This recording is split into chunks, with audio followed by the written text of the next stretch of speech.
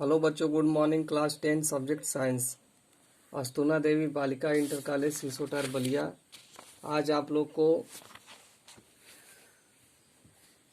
अवायवीय या अनाक्षी श्वसन के विषय में जानकारी देंगे। कल आप लोग को वायवीय या अक्षी श्वसन के विषय में हम जानकारी दिए थे। आज जो है अवायवीय या अनाक्षी श्वसन क्या होता है, एनरोबिक रिस्पिरेशन क्या होता है, उसके विषय में जानकारी देंगे।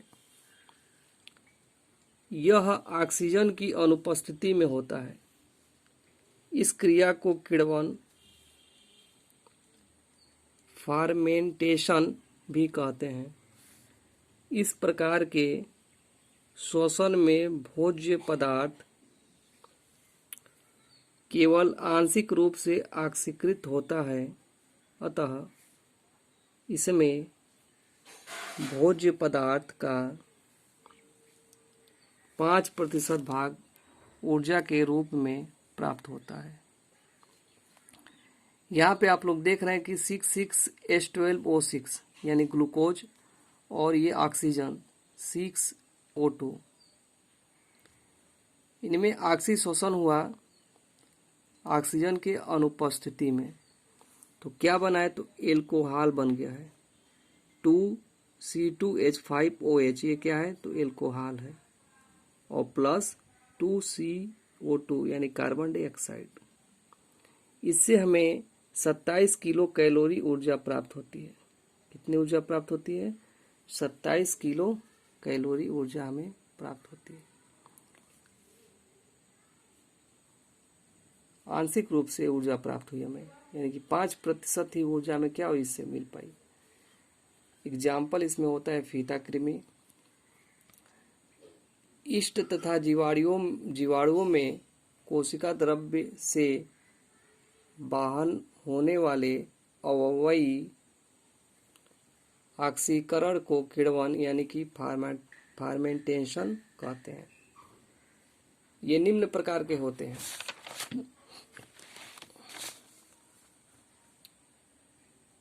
यहाँ पे हम लोग देखेंगे लैक्टिक अम्ल का किण्वन, लैक्टिक एसिड फर्मेंटेशन। जो लैक्टिक अम्ल का किण्वन होता है, दूध में उपस्थित लैक्टोस शर्करा को कुछ जीवाणुओं जैसे लैक्टिक एसिड तथा एसिडी लैक्टिसी द्वारा लैक्टिक अम्ल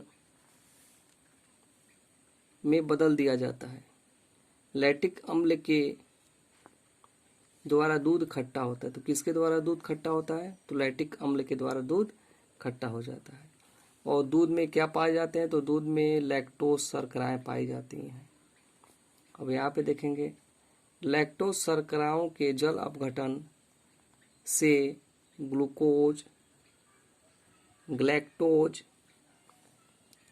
बनते हैं। जैसे यहाँ पे देखेंगे लैक्टोज प्लस जल मिलकर क्या बना दिए, ग्लूकोज और ग्लैक्टोस बना है।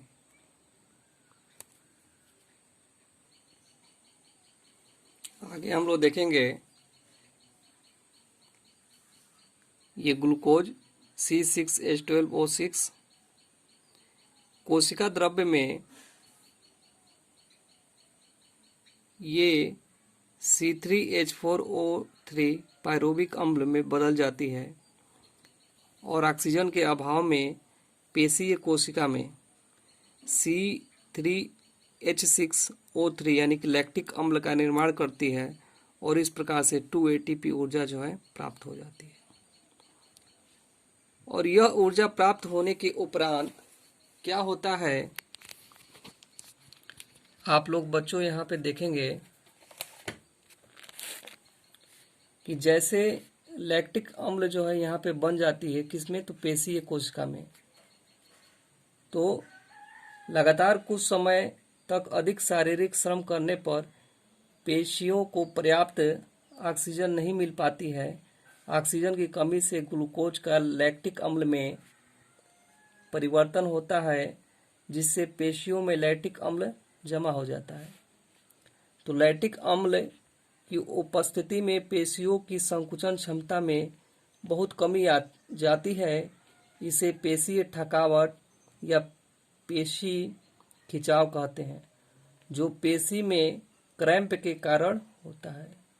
इसके पश्चात इस लैक्टिक अम्ल को रक्त द्वारा यकृत यानी कि लीवर में पहुंचाया जाता है। यकृत में इसे पुनः ग्लाइकोजन में बदल देता है और ग्लाइकोजन फिर से पेशियों में पहुंचाया जाता है।